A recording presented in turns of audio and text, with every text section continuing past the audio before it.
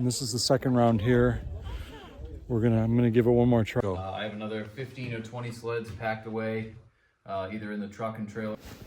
Hey everyone, in this episode we are traveling to Monmouth, Maine to take part in a vintage runner sled race on Hogback Mountain. We're picking up some sleds from a friend's house and getting a tour of his incredible sled collection.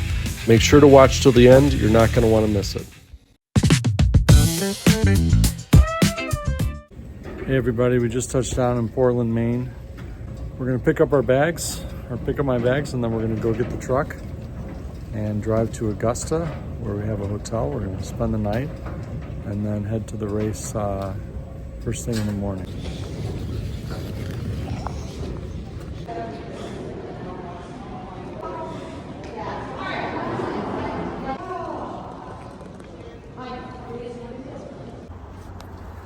All right guys, it's about 5 o'clock. We finally got the truck. We're gonna load her up with sleds over the next week.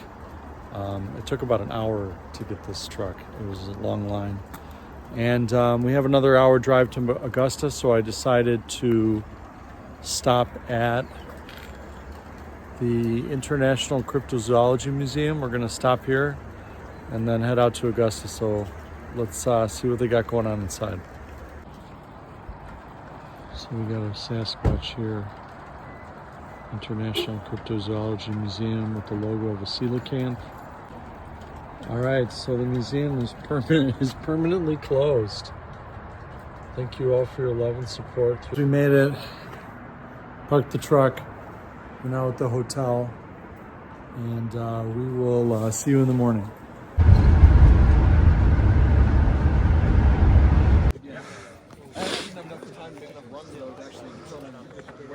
So we're just getting started here. Everyone arrived, we did some practice runs, and everyone's gathering to start the race.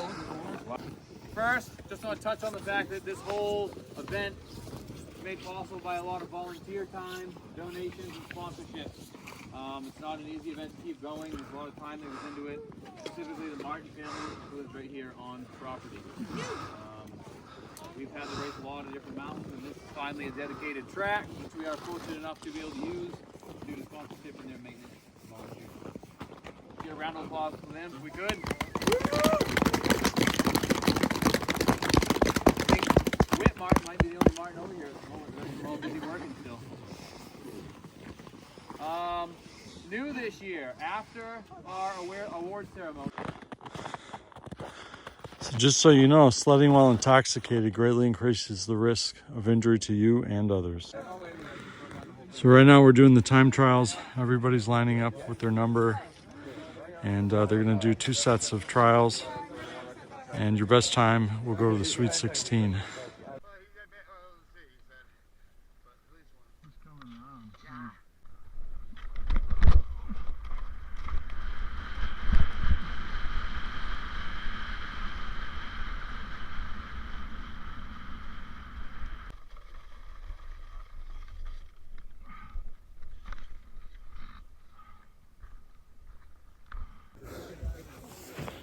All right, I did my first time trial, minute 5. People are clocking in 44 seconds.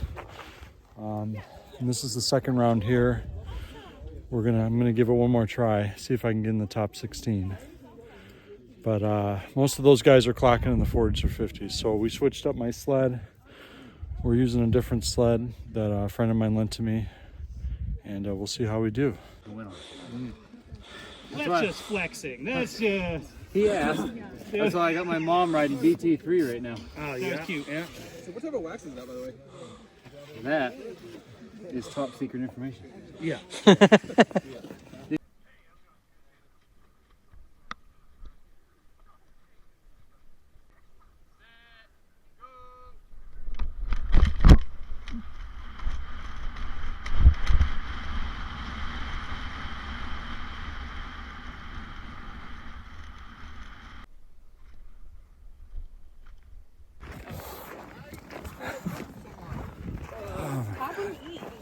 Okay, so that was my second run.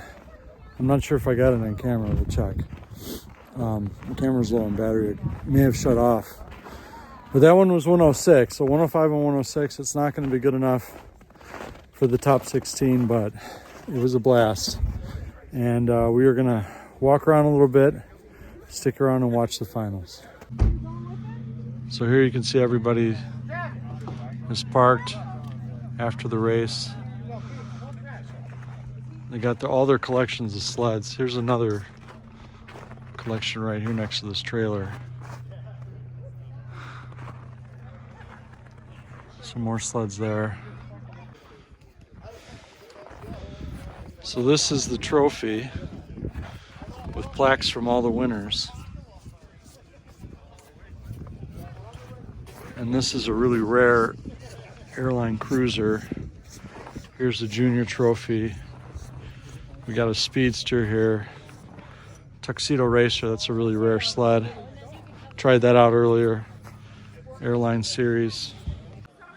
So here's the slide and dine. The kiddie hill here. The juniors are on the kiddie hill here that goes down this way.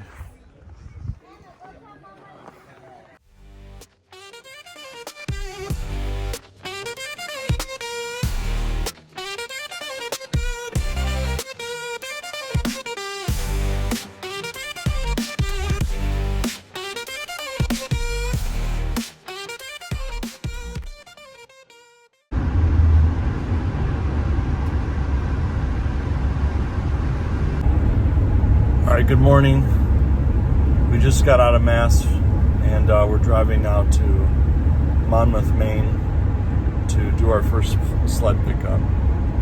And we've got about 15 sleds. I estimate that we're going to be picking up. This is the first pickup of the trip. And then after that, we're going to head to Oxford. Okay, here's the sleds that we're packing up. We have some flexible flyers here, number 6, and then here we have some old Paris. So we're gonna get these things loaded in the truck, and then we'll take a tour. All right, so we're all packed up, ready to go. And I'm here at my friend Brian's house, and he's agreed to allow us to take a tour of his collection. So right here we got some speedsters, some number 6s.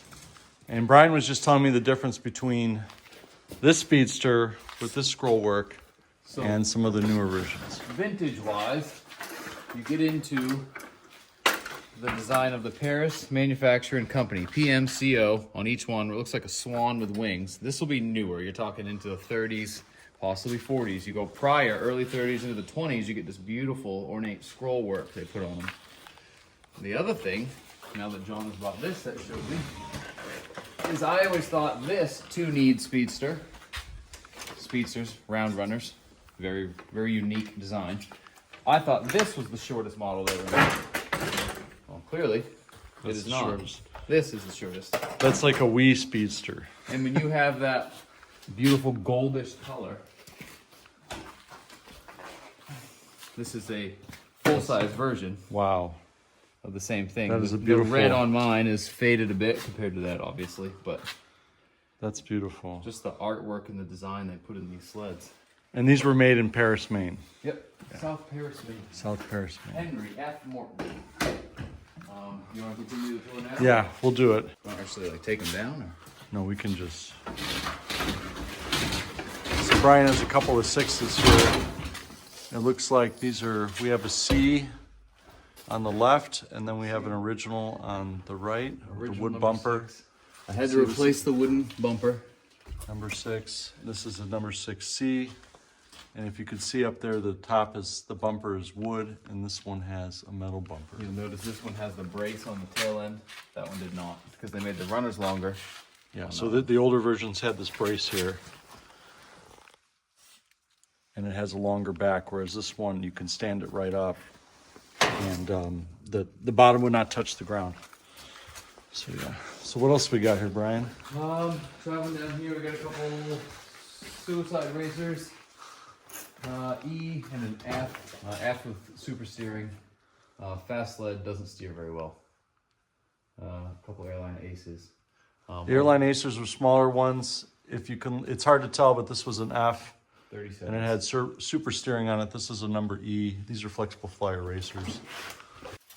Brian's got here a couple of traverse sleds. If you see the front of that sled, the steering bar, it goes all the way down here. I think it's probably 15 feet. I don't know. I put a tape on it. It looks it's like massive. it's a 15 footer, and this one's probably what, 7 or 8? That one, yeah, 7.5 or so.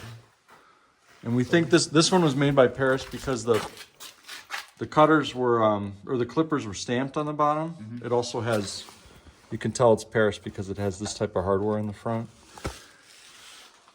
And then this one we don't know, but I'm sure we can figure it out. It could be anything. It could be Winnington, but it looks like it was. That's the biggest one. I mean, I have one that's 15, and those are the biggest. It's about as big as they got. But this one looks like it's manufactured. It's not just a homemade job. If it was homemade, it was done very well. It has been manufactured. Yeah. And then I don't know what this is called. You did, I think. Yeah, I don't know. I've seen them. But this would be a Bob, right? I would believe it.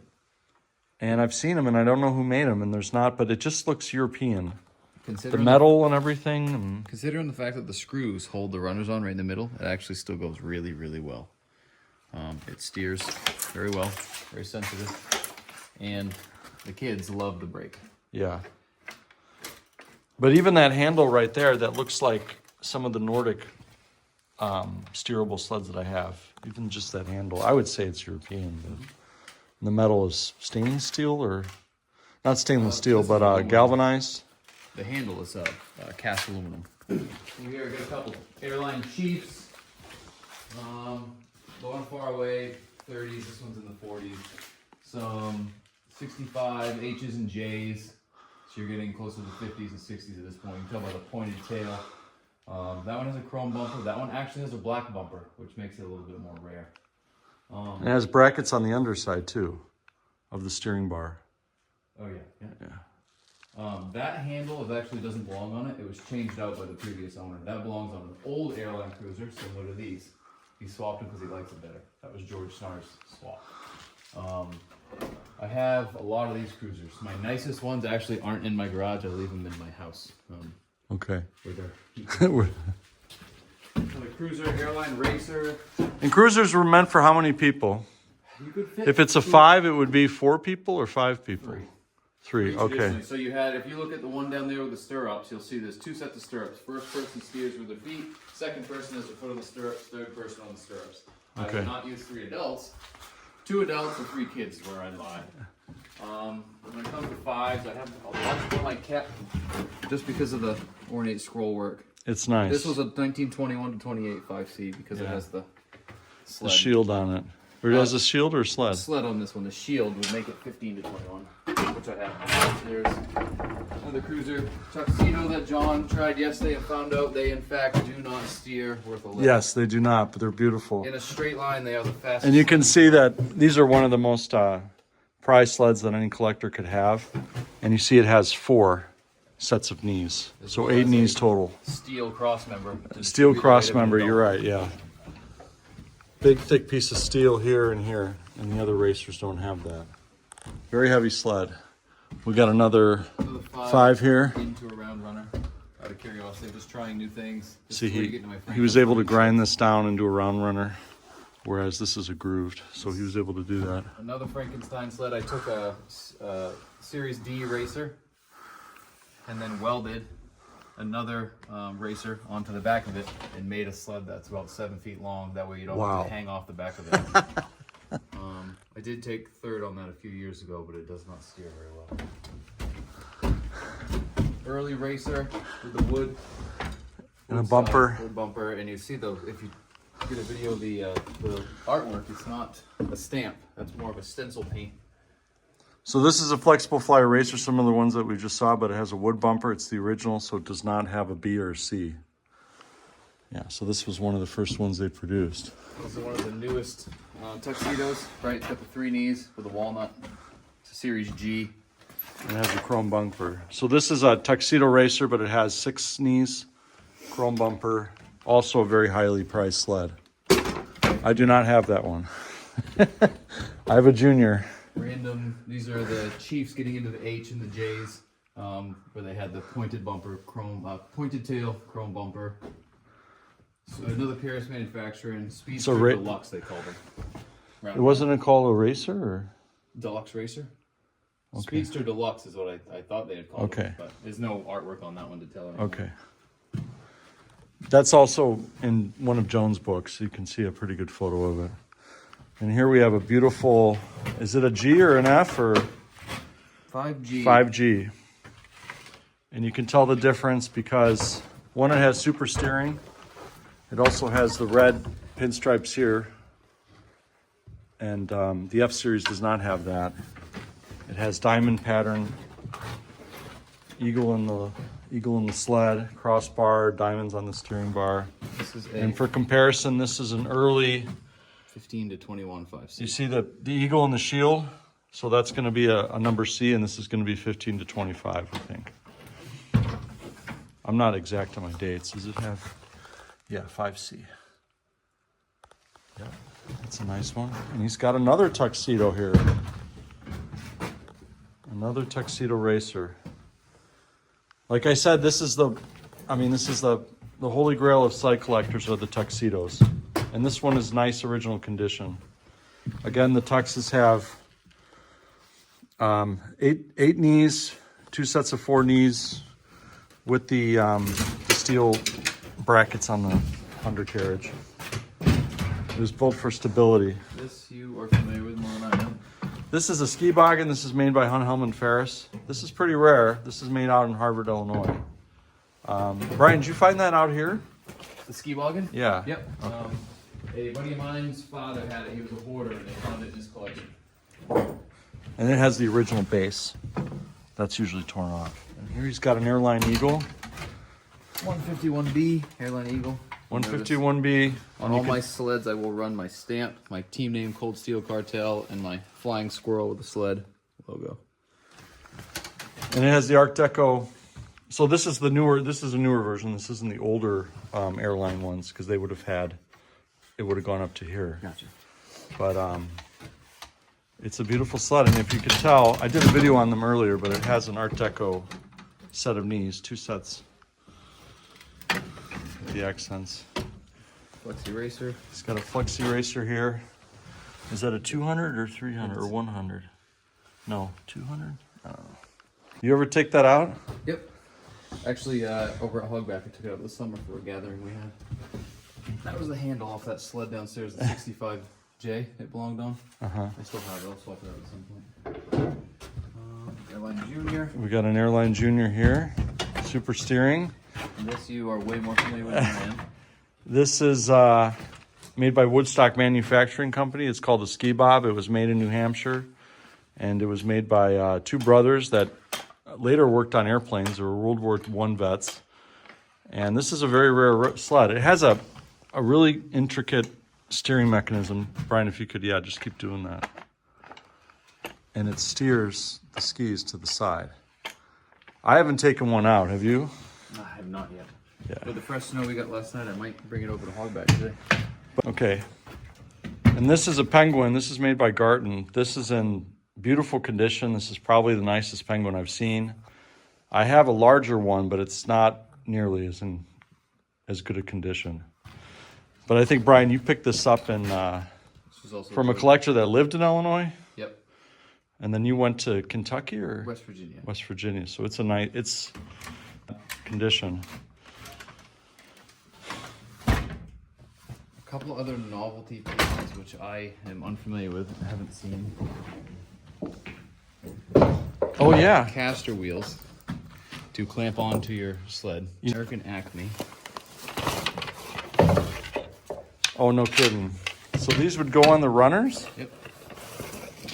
Oh, you're These shitting will go in me. your front. These will go in your rear. Sit back. Bolt them on. And then how would you bolt them on? There's a rib. Okay. Some hardware. Wow. So these are threaded, so you tap right into them and bolt across the top. Very cool. So That is very each one cool. of these would sit on one side of the runner. right? So it would squish your runner. Oh. Would be in that slot. Does that make sense? So Yeah, got it. that. Right, and it would just, okay, it would grab it and, oh, wow. You know, I've seen them and I'm like, is this a homemade job? But now I know that they were made by American Acme. Are those the guys that made the planes, the rocket planes? And Oh, that's a good question. I'm not sure. I'm not okay, familiar with it. Very cool, though. very cool. I have another 15 or 20 sleds packed away, either in the truck and trailer from yesterday's race at Hogback or in the basement. Some of them are so prized to me, I don't take them out here. And I have a couple at work hanging on the wall, like a Model 5 BC transition sled, stuff like that. Very cool. Well, thank you for the tour, Brian, and thank you for storing this stuff for me. Thank you for inviting me. It was a blast. You got it. And hopefully I'll see you next year or sooner. Glad you made the trip. All right. Thank you very much. Hey, everybody. If you like this episode, please be sure to like and subscribe. We got more episodes coming up soon in the pipeline.